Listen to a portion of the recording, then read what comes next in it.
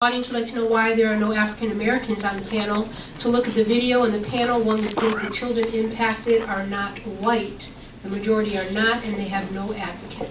That question is not for Keontae. That question is for the panel. It says Keontae. Oh, well, but the panel didn't decide who is on the panel.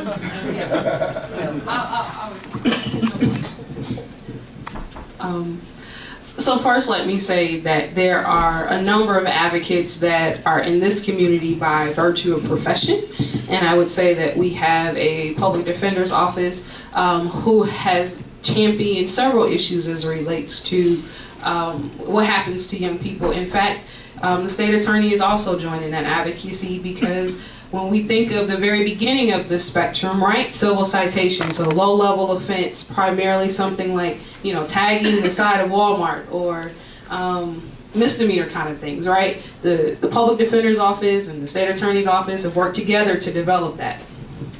Now, run the gamut all the way to the deep end of the system when we talk about young people charged as adults.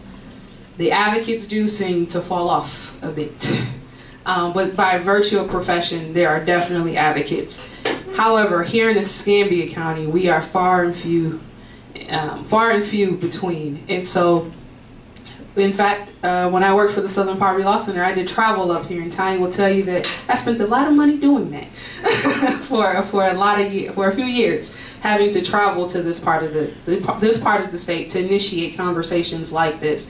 But to the question of why this panel doesn't represent the disparity that we are too familiar with, I would say we have to always be careful not to continue to victimize people. And so while we have said tonight that there are mothers in the audience, you notice we've never pointed to them. And so we are blessed to have Reverend Rick Branch in our community, who from the very first time I called from my office in Miami and I said, I need somebody locally who can spearhead this and take the mantle and run with it, he was there. And so in part we wanted to give him an opportunity to speak on something he knows quite a bit about, and two, at the same time, allow a young person, as in Spencer's case, to speak from his own voice, his own platform. And I will say in this community, while there is a disproportionality, we don't have outspoken people of color who've been willing to stand up. And so I think that's a charge to the community to tell young people and families who have young people of color who have been a part of this system that you should not be afraid to come forward and tell your story. That just because your skin may be darker or you may not have the income to afford attorneys or advocates, that your life, what's happening to you matters and is important, and your story is worth telling.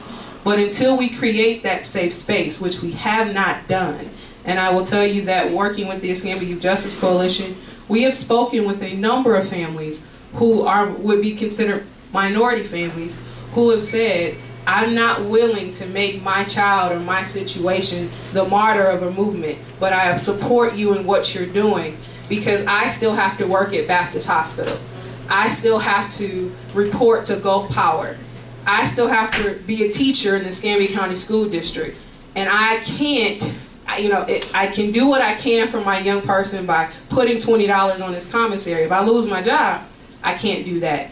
And so tonight's panel, I think, is definitely our local experts, and of course including Tanya in that, but it's made up of who you see, because these are the people doing the work. And if you know me, I want to give you good information. I don't want to give you biased. We've got the full spectrum here of people who do this work, but also because I'm always conscious in all of the work that I do for vulnerable populations, whether it be children of color or children as a whole, the disabled, the LGBT community, that we do not continue to victimize people when we ask them to step forward.